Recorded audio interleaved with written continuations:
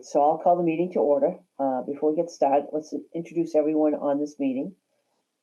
I'm Sandy Brock. When I call your name, please confirm that you can hear me by verifying that you are present. We'll start with the commissioners. Travis?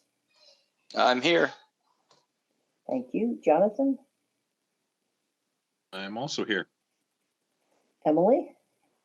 I'm here as well. And Patrick is not here, so. And for staff, Leah I'm here. and Jan? I'm here. Thank you very much. So we'll go through the expected speakers. So if you do hear your name, please just unmute and acknowledge it so to make sure that one, you hear us, and two, we hear you. For Ten McGill, Matt Morrow, sorry. He's actually in attendees. Okay. And Jonathan Miller is also Yes, for McGill. yep, I'm here. Okay, thank you. 136 Old Upton Road, Norm Hill. Don't see him yet.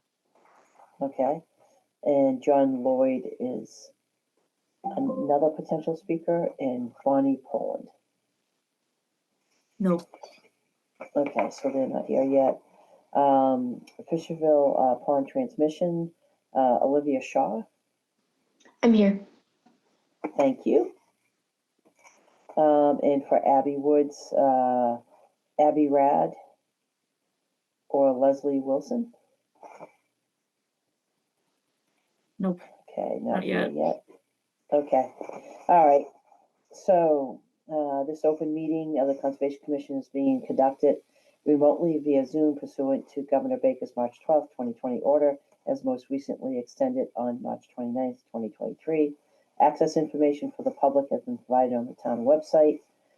This meeting is being recorded. Please remember to mute your phone or computer when you are not speaking. If you're using the dial-in by telephone feature, you can mute yourself by pressing *6. As chair, I will introduce each speaker on the agenda. Please note that you will not have screen sharing privileges, but staff can display any visuals per your cue. After speakers conclude their remarks, I will invite each commissioner to provide any comments, questions, or motions.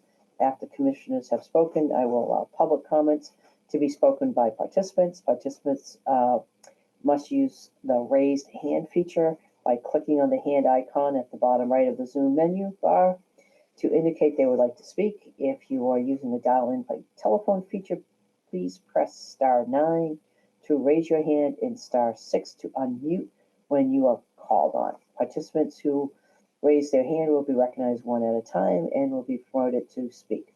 Public comments will be followed by commission and applicant responses. Finally, each vote taken will be conducted by a roll call vote. As a reminder, the commission is concerned with state and town wetlands and stormwater regulations. Concerns outside this purview need to be addressed to the appropriate boards. For example, road conditions must be addressed with the select board and traffic concern must be addressed with the planning board. Okay, 7:06. As far as action items, Yeah, we can Any go right particular down the order? list if you want. okay, sure. So the first one is the Fitzpatrick Road culvert replacement, a minor Yes. change. Right, so this is a town project to replace the culvert. They had to wait a long time for Eversource to relocate a gas line in order for them to be able to start work. That finally just happened, so they're ready to get going, but they're coming up on their expiration date, so they're looking for another 3-year, another 3 years on those permits. And then also a minor change request because there's a new beaver dam right upstream that they're going to need to breach so that it doesn't impact the project. Okay, all right. So so as far as the culvert replacement and the extension, that's probably a fairly straightforward one. Is anyone from the town here to talk about it, or are we just going to take care of it? No, I discussed it with the DPW director today. He had a conflict tonight at 7, so. Okay. All right, no problem. I'll go around really quickly, roll call. Does anyone have any questions on do an extension? It's fairly common. So Travis? Nope, no questions. Emily, No questions. Jonathan? No questions on the extension, no. Okay, and just a curiosity, Leah, when does it expire? That's actually a better question for Jan, but we usually send letters out warning people within 6 months. So Okay, and somewhere that's along fine. that. It's just as long as it's not within 30 days, that's all. So. All right, having no comments on this, can I have a motion to extend the DEP number 164-101-1011 and our wetland permit 826 for the culvert replacement? Sure, I'll move to extend the permit for Fitzpatrick Road culvert replacement. And do I have a Second. second? All right, Second. with that, we'll, thanks, I heard that. And so with that, we'll do a roll call vote for the extensions of the Board of Conditions. So Travis, you happen to be up, so Yes. Jonathan, Yes, Emily. Yes.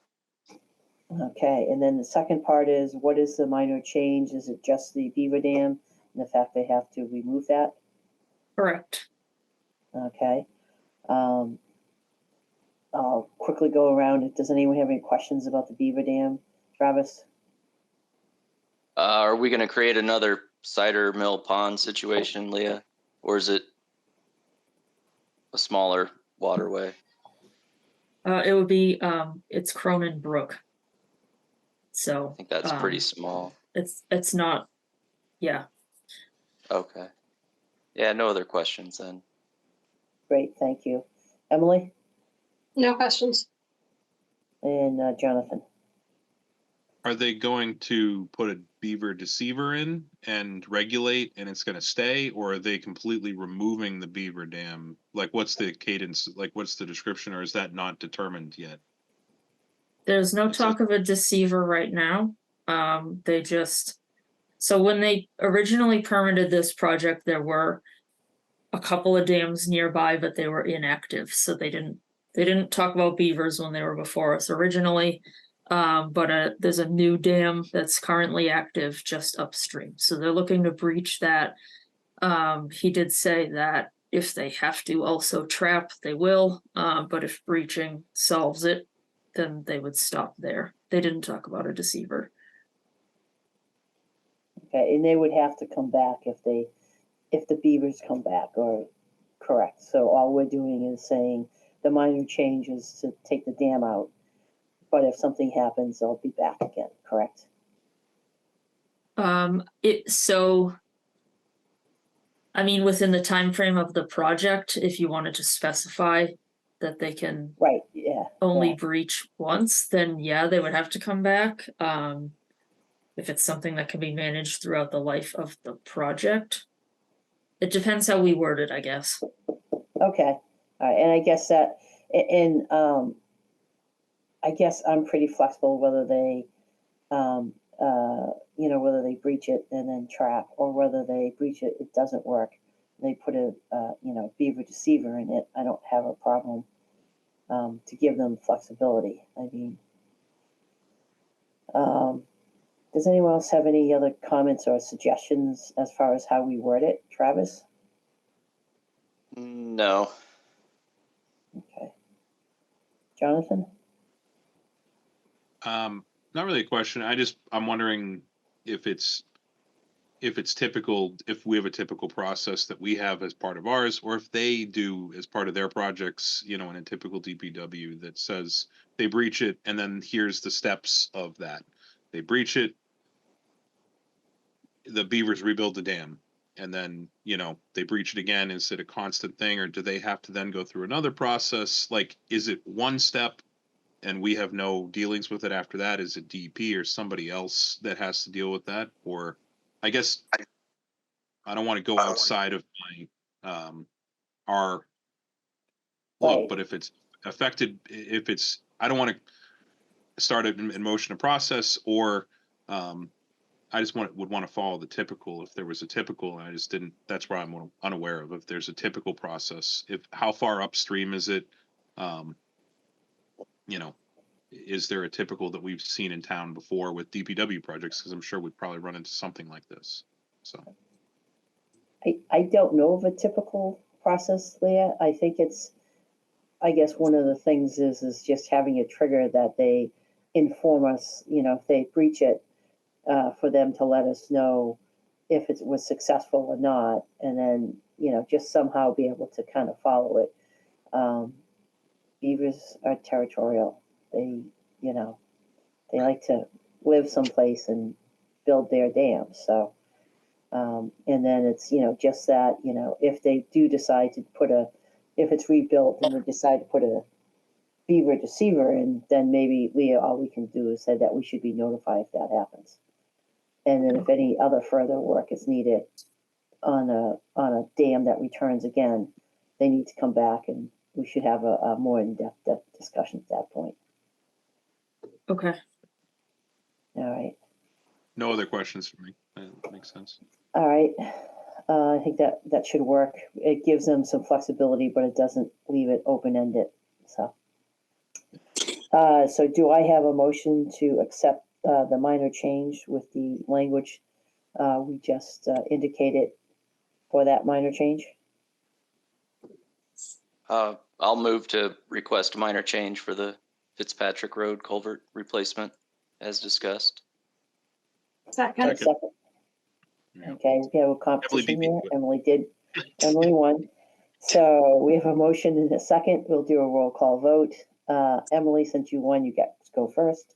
Oh, lovely. Yes. Um, Travis, Yes.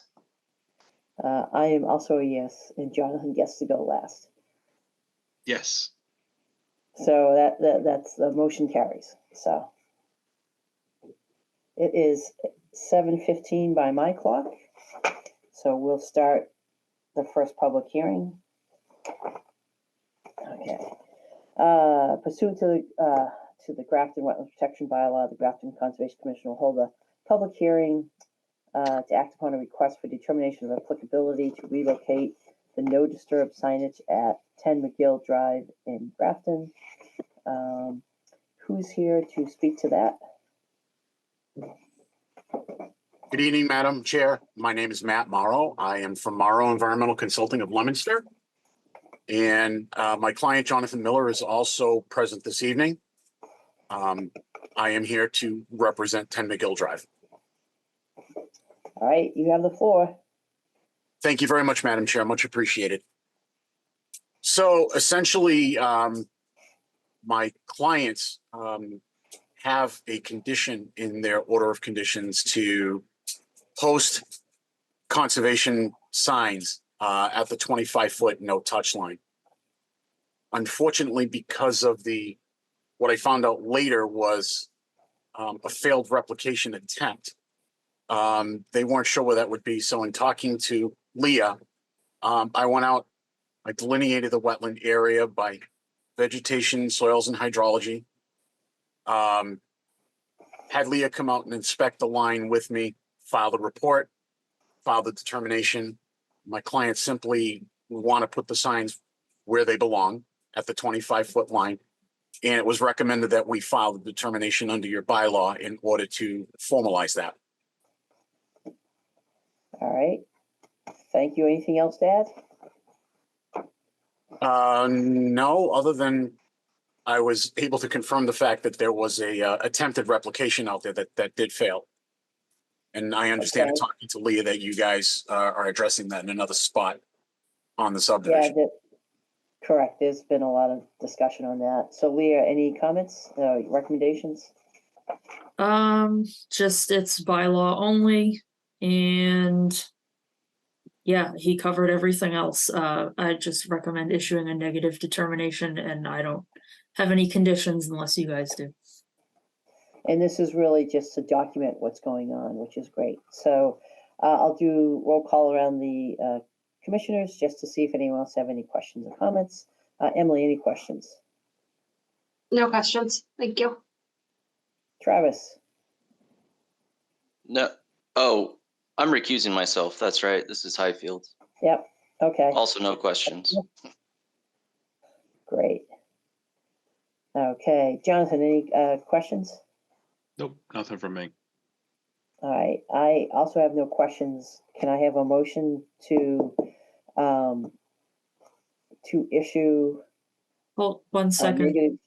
Okay. We gotta Oh, go I'm to sorry. public. Yeah, sorry, I have that, yeah, okay. So if there's anyone online that has any questions or comments from the public, please raise your hand.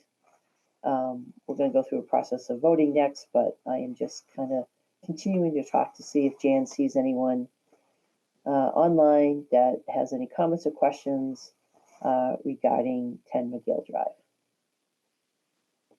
There are no attendees currently, but I All agree. right. So, all right, thank you. Having no public comments, I'll make a motion to close the hearing and issue a negative determination for 10 McGill Drive. Second, we have a motion and a second. We'll do a roll call vote. Jonathan, Yes. Emily, yes. and Travis is recusing himself. And I am also a yes, the motion carries. All set. Thank you. Ladies and gentlemen, thank you very much. I truly appreciate it, and I truly appreciate the staff's help too. All right, great. Thank you. We wouldn't be here without the staff, so that's a very good thing. All right, it's not 7:30 yet. Let's jump down to action items. Right, yeah. Penn Institute. Okay. Whoops. I'm looking at the wrong thing. Okay. Doesn't help. Sorry.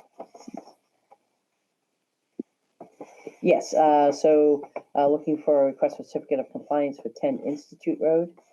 Yep. Um, This is the one that you guys started to discuss, I think just at the last meeting. They had to move the fence that was supposed to be at the Yep. no disturb line, but it was installed at the wetland line. They have since moved it, so it's in the right spot. So everything's all taken care of now. I recommend issuing the COC. Okay, is anyone here for the owner? No. Okay, if that's the case, I don't think we need it. Fairly straightforward. Do I have a motion to issue the COC?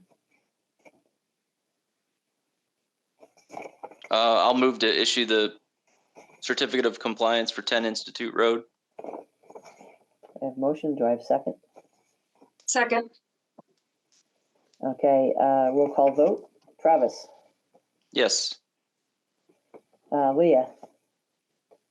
I What am can't saying? I'm vote. sorry. I know, I looked up. I was meant to say Emily. I looked at the wrong, you were moving and you attracted Emily. Lincoln, Oh, remember me, okay. but yes. Okay, and Jonathan. It's been a long day. I feel you, Sandy. Yes, I am a yes.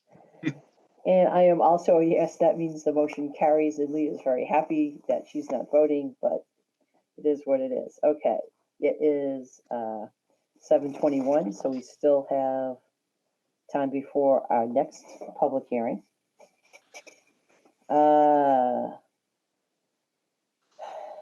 Request for certificate of compliance for 18 Carroll Road. Leah, any comments on that? Yeah, this is an old order. 18 Carroll Road is before us for Abbey Woods. This is an old order that no work Okay. started under, that we just need to close out so that they only have one set of permits active on the parcel. All right, sounds good. If there's no questions on that, do I have a motion?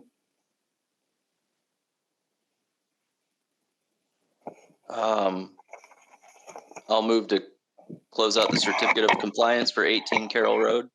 Do I have a second? Second, We have a motion and a second. Roll call vote. Travis, Yes. Emily, yes. Jonathan? Yes. I am also a yes. The motion carries. Okay. So that's the action items. Do you have any discussion items? I didn't have anything, no. Okay.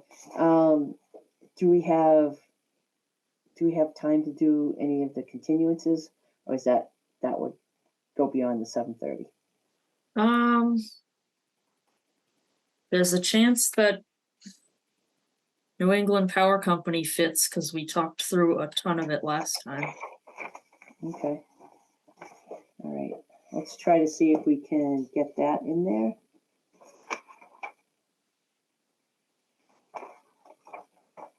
Okay.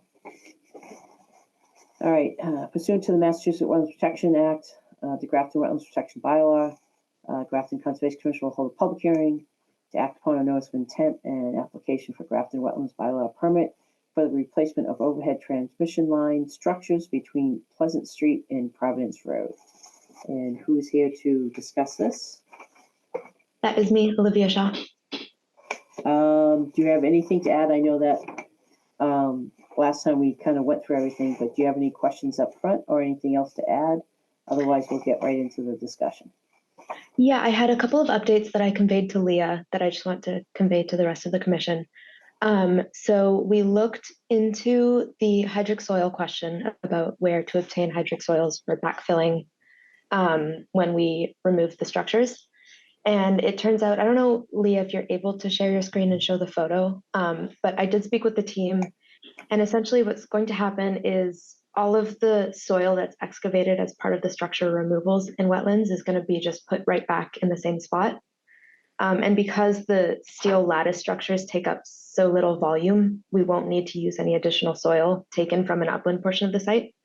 So the 36 square feet of wetland replication area will be filled with the soil that is already there. You can sort of see basically the steel takes up very little room. So Right. Does that make Is that on, yeah, is that on a footing or is that?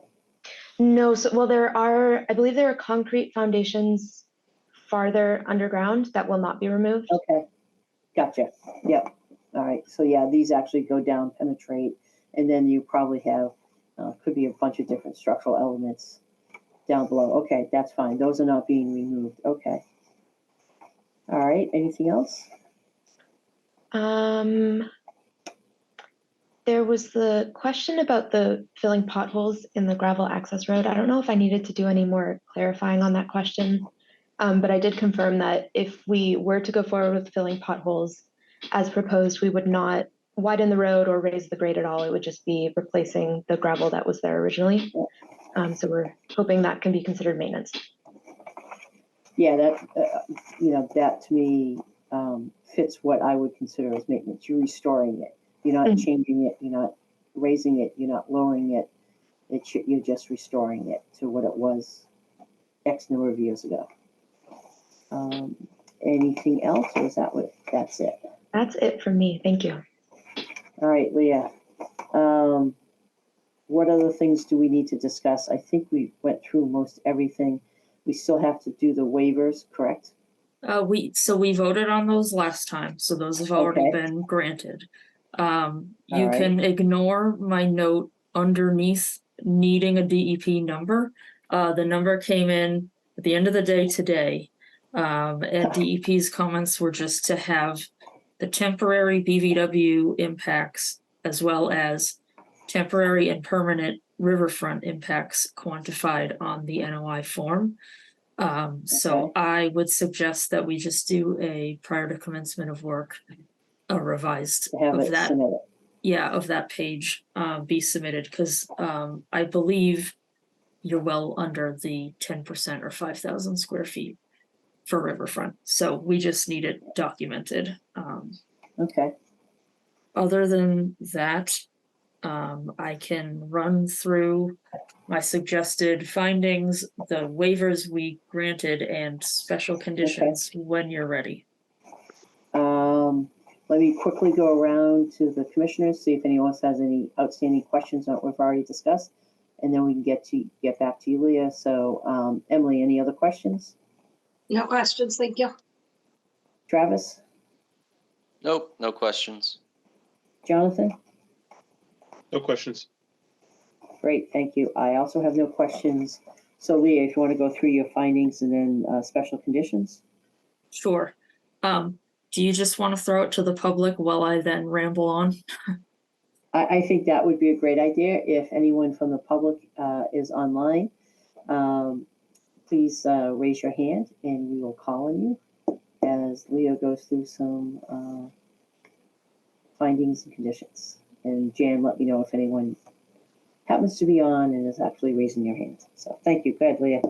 All right, so last time we granted 2 waivers, one for work to occur in the no disturb, the other for exceeding the threshold of BVW impacts. Our threshold is at 5,000. They're exceeding that for their temporary construction matting. 3 findings I'm suggesting. One is that it is a limited project per 310 CMR 10.533D, which is for construction, reconstruction, and operation and maintenance of overhead utilities. 2 is that we are allowing temporary impacts to 76,754 square feet of BVW, 705 square feet of land underwater, and 32 linear feet of bank for the construction matting. And the 3rd finding is that we are in agreement with their rationale about the BLSF impacts essentially being 0 because they're relocating poles. So they're removing existing and then putting in a new spot. Okay. For special conditions, I have, as noted in the NOI, any spoils not used for site restoration shall be spread in upland areas within the right-of-way or removed from the site. As noted in their NOI, upon completion, construction matting shall be removed and the areas shall be monitored quarterly and seeded as necessary until all ground surfaces have reached 75% revegetation. The 36 square feet of recovered wetlands shall be seeded with a wetland seed mix, and it shall be monitored for invasives, which shall be removed until 75% revegetation is achieved. The National Grid environmental guidance document provided shall be adhered to, with the exception of straw used in any place where hay was referenced in that document. And the last 2 were per the request of the Grafton Water District. Since the project site is within the Zone 1 and 2 wellhead protection radii, 1 is that any release of any amount of contamination shall be immediately reported to DEP and the Grafton Water District, and the other is that the Grafton Water District shall be given site access for inspections, as well as notice of when the project starts and is completed. That's Okay. all I have. All right, quick roll call to see if anyone has anything else to add to this or any questions or comments on Leah's recommended special conditions. Jonathan? Nope. No comments. Seems straightforward. Emily? No questions or comments. Thank you. And Travis? Nothing else. And Jan, do we have any requests for public comment or any public even on? No public request or comments. Okay, thank you. All right, based on that, I'll go back to the applicant. If you do have anything else to add, or do you have any questions on the special conditions we indicated? No, no questions. Thank you. All right, thank you. Next up, do I have a motion to issue the order of conditions with the findings and the special conditions as just reviewed? So moved. I love that. Second? Second. We have a motion and a second. Roll call vote. Travis? Yes. Emily? Yes. Jonathan? Yes. I am also a yes. The motion carries. All right, so all set there. Good luck with that. And we're 2 minutes over. Not too bad. Okay, let's go back to the 7:30 public hearing.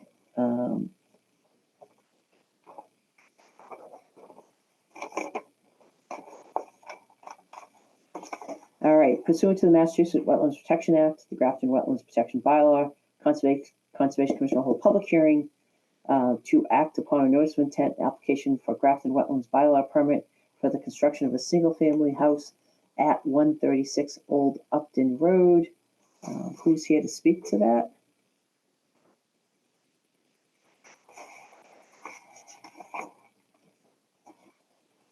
Good evening. This is Norman Hill from Land Planning. Can you all hear me okay? Yes, we can. Good. So Leah, I haven't seen a DEP file number for this job yet. Have you seen it? Nope. No, so we're not going to be able to vote tonight, but I would like to give you a quick overview of the project. So our client, John Lloyd, would like to build a house, garage, a driveway, drill a well, and also install a barn. So this is a 2.2 acre lot. As designed, we're not proposing to alter any wetlands. We're not proposing to touch anything in the 25-foot no disturb zone. And the driveway would enter the property through an existing opening in the stone wall, so there'd be no need to touch the stone wall along the road. As you drive into this driveway, it goes uphill to your left.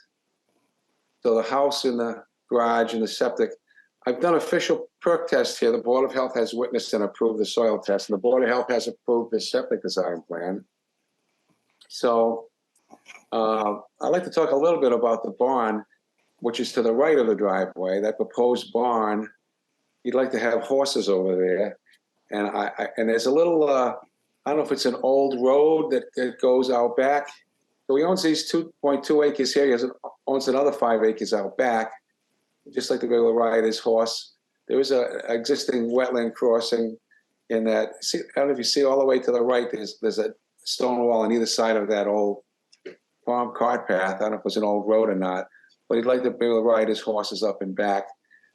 And I think that's your brief overview. I would suggest you go out and take a look at this site before we meet again. Now we've got siltation controls proposed between the proposed construction and the wetlands.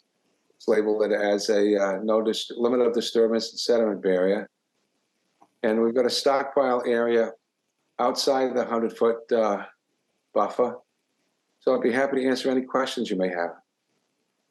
All right, thanks. Leah, any kind of comments at this time? I was just looking for clarification about that old cart path you mentioned. So if the driveway is, I think, from the garage to Old Upton Road, essentially, right? So around the barn is all just going to be like grass, lawn. Yeah. Yes. So then that cart path, is that, are you just going to be riding horses over that? Is there any vehicular access needed to the barn? He's just going to ride horses up there. If you'll notice, we put a note on the plan to open a barway, maybe 6 feet wide or so you can get from the driveway to the barn. And then there's another one opposite the barn over by that path. There's another barway over there about 6 feet wide. So that will allow him to bring his horses in and out of that barn area and ride up and back. But I don't see any reason for any vehicles to be going down that cart path. Okay, so are you gonna need like a trailer or, to get close to that barn? The reason I'm asking is it says that the old cart path is over an existing wetland crossing. So I'm just wondering, is that, I don't know what that crossing looks like currently, but is it something that can take a vehicle, or do you not intend for it to? Does it need to be upgraded? That kind of thing. No, I wouldn't put a vehicle on it, but you could definitely ride horses through there and you can walk through there.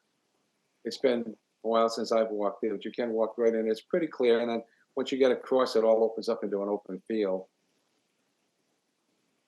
But I'm not proposing any construction on that old road. So, Norm, can you just confirm before the next meeting, as you said, we don't have a DEP number yet, if there's any expectation of the owner to do any improvements in that area or have vehicular access to the barn, just to confirm it so it comes I from him. will, I'll ask him that question. I will. I haven't asked that, but I will. Okay, so I'll go around and I'll start with Emily since you had your hand up. I don't know how I put my hand up. I have no question, sorry. Okay, not a problem. Travis? So I looked at the site, and maybe a couple months ago, I noticed there was a bulldozer out there. And on the right side of, I think it'd be south, it looks like a swath, maybe 20, 40 feet wide, was cleared through what appears to be wetland on this plan. So Leah, I was curious, are you going to have it peer reviewed or just double check that the line is solid? It's kind of where the wetland line makes an odd 90-degree turn. So I didn't flag this for peer review off of my own review, but if the commission would like it to be, you can certainly make that call. I just wonder if there was some clearing that went in that happened recently that altered the wetland delineation. That's all. Can you just clarify where you're talking about? It's on the south. So it would be south of the leach field, where the wetland line, it looks like it makes kind of a 90-degree.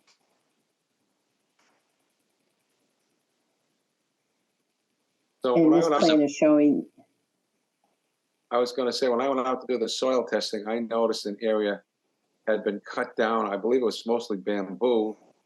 I believe the area that was cut was an upland area near BBW A2, A1. So it was uphill from those flags, but it was a good 20, 25 feet wide. And it looked like someone had just cut down all of the bamboo. I don't know who did it or why. I think it might have been done before my client even got involved on this lot. Yeah, that's possible. and again, Norm, if you could just check with your client just to see if what he knows about or she knows about that area. I will. I'm on if you want any answers. I'm here. Yeah, John. Did you cut down that bamboo? Absolutely not. No, And John, that. do you know who did it? I have no idea because when we went over there, I was wondering what that was. I didn't know, you know. And then, John, the other question: are you planning on doing any construction on that old cart path that runs out back? No construction at all. No, we were just kind of plan on, putting the horses back there and riding them back in the back lot. That's all. And do you need any vehicle access to your barn? No, we don't need any vehicle access. No. Okay. All right. Thank you for speaking up and responding to those questions. Yep. Thank you. All right. So at this time, I'm just going to open it up to the public, just to let everyone know that this this hearing will have to be continued to our next hearing because we do not have a DEP number and we cannot close it without having that number. But if you have any questions or comments about this project, please raise your hand and we will respond to you. And Jan, you just keep an eye on that. All right. Jonathan, any questions? No questions. Okay. Leah, anything else before we request the applicant for continuance? I don't have anything else for tonight. This just for future consideration is just what kind of protection the commission wants of the no disturb, whether it's signs in a barrier, but that can be decided when we're talking conditions. Okay, that sounds good. And that's just a heads up to the applicant and your engineer that that's going to get discussed at the next meeting. So Norm, are you requesting a continuance to our next meeting? Sure, I'll request a continuance to your next meeting. Okay. Do I have a motion for a continuance? Oh, I should say before I say that, Jan, anyone raise their hand? Nothing from the public. All right, thank you very much. After having checked on that, can I have a motion to continue the hearing to our next meeting? Which I don't know what the date of the next meeting is. Yeah, when is that? April April 9th. 9th. I'll move to continue the hearing to April 9th for 136 Alright. Old Upton Road. All right, thank you, Travis. Do I have a second? Second, A motion is second. We'll do a roll call vote. Travis? Yes. Emily? yes. Jonathan? Yes. I am also a yes. The hearing is continued to April 9th. All right, Thank you very much. All right, stay well, everyone. All right, Thanks, Norm. okay. So it's 7:44. It's just the last one, for 18 Cal Road, correct? Correct. Okay. There we go. Pursuant to the Massachusetts Wetlands Protection Act, Grafton Stormwater Management Bylaw, and Grafton Wetlands Protection Bylaw, the Conservation Commission will hold a public hearing to act upon a notice of intent application for Grafton Stormwater Bylaw permit and application for Grafton Wetlands Bylaw permit for the construction of a residential subdivision at 18 Carroll Road. Who's here to talk to this? This is 18 Carroll Road, Abbey Woods. Is there anyone online yet to? So it's Leslie Wilson is the engineer. She is, I believe, dialed in on a phone. So it might just take Okay. her a sec, but. Can you guys hear me? Yes. Okay. Yes. I'm here. This is Leslie Wilson.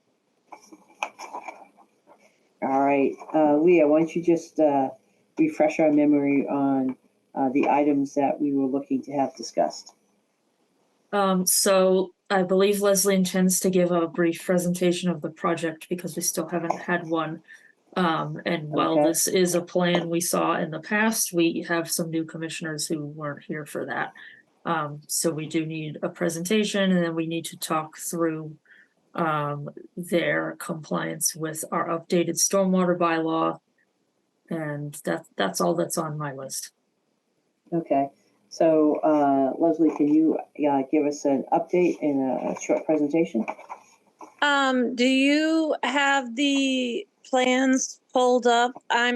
My mother's in the hospital, so I'm kind of in a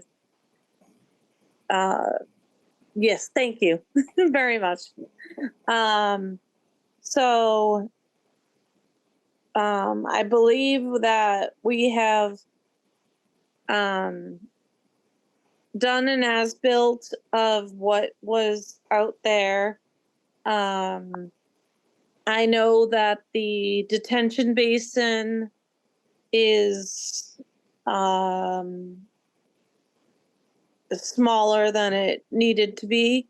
So we're going to go out there and increase the size of that and make it compliant with the Massachusetts regulations. And other than that, we were asked to add the 25-foot and 100-foot buffer zones, which we added on. I don't know if there was anything else. Abby, is there anything else that we needed to do besides, I know the basin, that was the main thing. So, basically, obviously, this project was previously approved. It was under construction. Yes. The order of conditions had run out, and so we're just trying to catch up. The only Right. thing that had happened between the previous issued order condition and the regulations now is that Grafton has adopted because of the MS4 is that, you know, the bylaw now requires 90% TSS removal and 60% total phosphorus removal. So, Yes, and I submitted those, that paperwork for that. The storm scepters are now using more. They can take more in, and the TSS for the TP for the 60%, they also can handle that. So those two items I had sent in with the last set of plans, and so as far as the storm scepter goes, you're not going to be able to get 98% TSS removal. no, it isn't based on just that. It's based on the storm scepter, the forebay, and the infiltration basin. And with all of those combined, it gives us the 90%. So when you're calculating the TSS removal for your infiltration, are you basing it that on the EPA curves? On the, sorry, I'm sorry. Say that again. So if you're working for MS4 and you're doing compliance with MS4, Yep. They have the EPA curves basically. Right. So you Yep. So is that how you got to? Yes. Okay. Yes. So, Yep. And then you did, Leah. You received those calculations. Yeah, we did that. We did those testing and calculations a while ago, before the laws changed. But we do have that paperwork. Yes. Okay. And again, I think that's what we're looking for. And then the same Yeah, thing with the 60%. I thought I sent it in with it, but if not, I can send it in. Okay. And then your 60% total phosphorus removal, is that also based on the infiltration in the EPA curves? It's based on the storm scepter, and so the storm scepter and also the other the forebay and the infiltration basin covers the 60%. Okay. And I don't know. I have not looked at the specific infiltration. Yeah, it's all new. It's all new to me too. No, I'm actually very familiar with it. It's something that we've been doing for years now. So I'm just saying that I'm not familiar with the calculations that were submitted. Yeah, we haven't had a project that had asked for that or required that, so that was something I had to look into. But when I did look into it, the storm scepter with the forebay and the infiltration basin seemed to more than cover the 60%. Okay. Yeah, as far as the forebay, because it's required for the infiltration system, you don't really count that. To me, the biggest part. So, total phosphorus is either in a soluble or solid state where it attaches to things. So your storm scepter is fairly low removal rate. Your infiltration has a higher one. So just curiously, if you have those calcs handy to look at really quick, see if we can close this out. Yes. So if I can I answer your question, Sandy? Yep. So if Jan, I don't mean to put you on the spot, but maybe if in the background you can look for the new TSS sheet. Okay, you already got it. Perfect. So we had the original stormwater report when they filed in 2020 had two different BMPs listed. One was at 89% TSS at the time, the other was at 85. We updated our bylaw in 2021 requiring 90% TSS and 60% TP. The answer from the engineer was this sheet, which now shows everything together at 98%. I asked what changed because I don't believe the design of the stormwater system changed. I believe it's still the same design, so I don't know how it's new numbers now.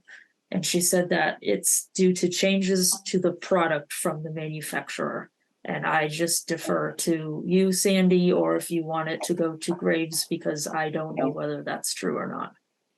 Right, so and I'm less concerned about the TSS removal if they were at 89% and 85% previously. I'm more concerned about the total phosphorus, and the total phosphorus you do through, as I was saying, the EPA curves. Is that included in this submittal? No. When I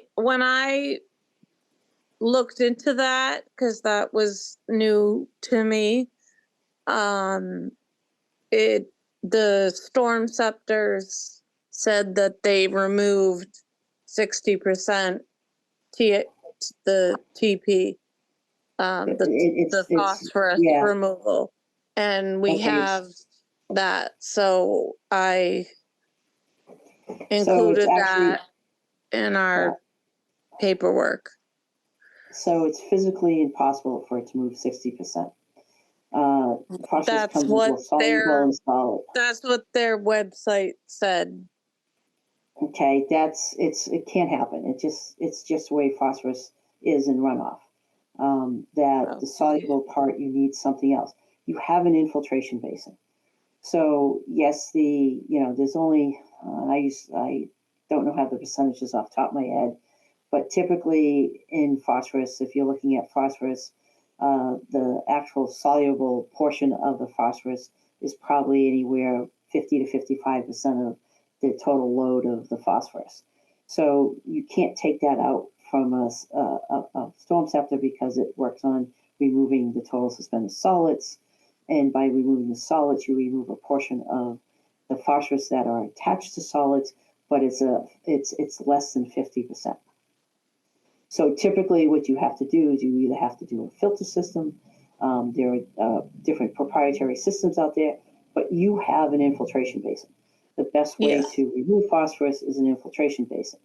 The way it's calculated specifically for MS4, which is what, for wetlands, we use the same approach, and that is through the MS4 permit within the appendix, I think it's Appendix F of the MS4 actual permit for Massachusetts, includes a series of EPA curves. And basically, based on the size of the infiltration and the amount that's infiltrated, it has a different amount for depending upon what's that. And it can be anywhere from 30 to 40% all the way up to 80 or 90%.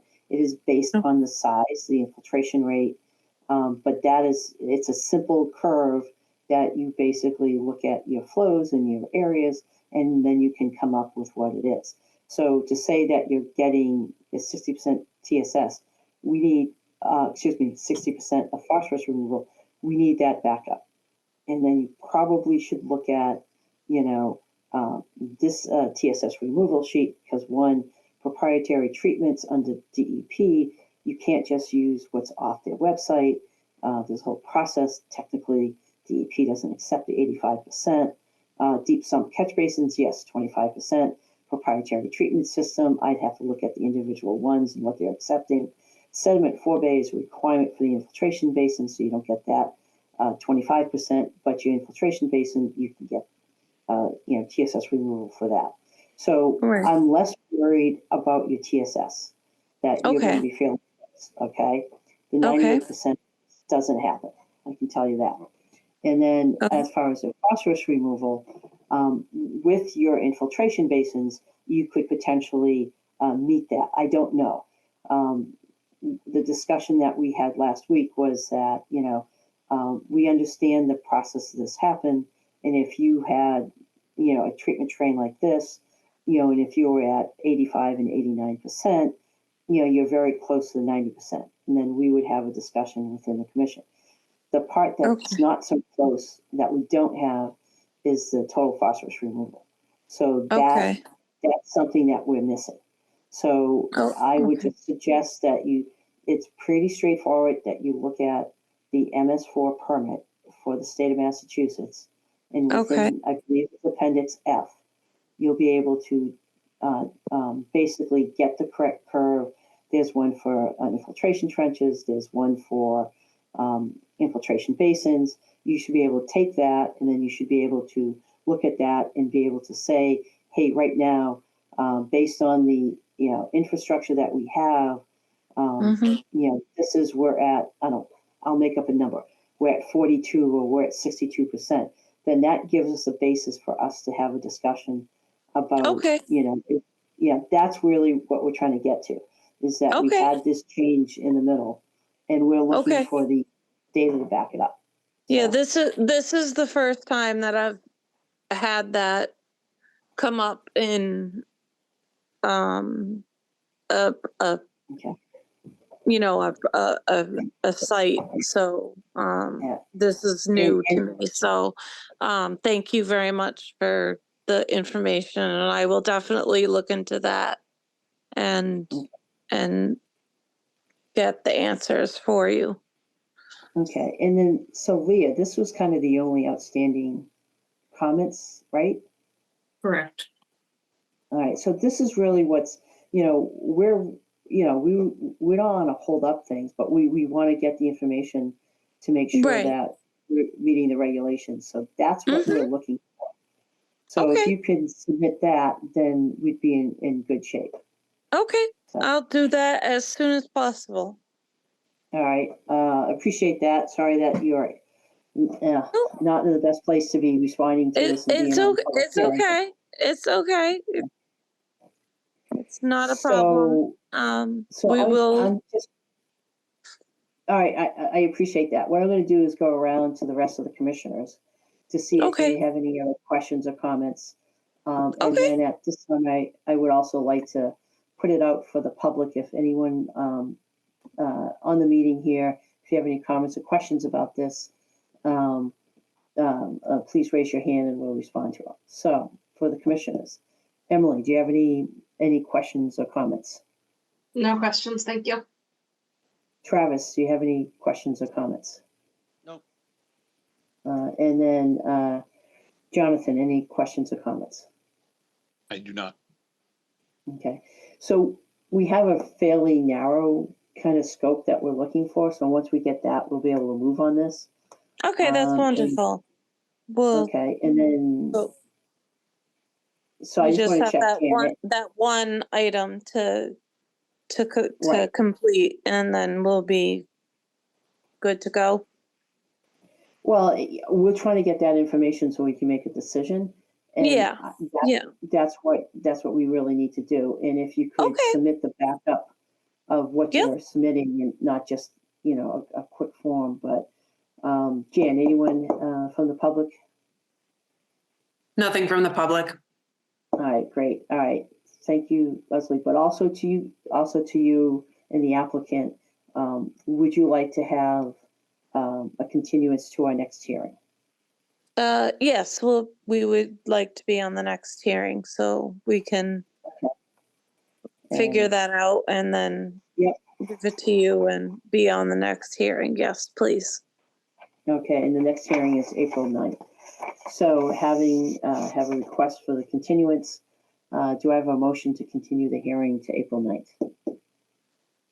I'll move to continue the hearing to April 9th for, I forgot the address, for the address that we just discussed. 18 Carroll 18. Road. 18 Yeah. Carroll Road. All right, thank you. Do I have a second? Second, We have a motion and a second. So roll call vote, Travis, Yes. Emily, yes. Jonathan, Yes. I am also a yes.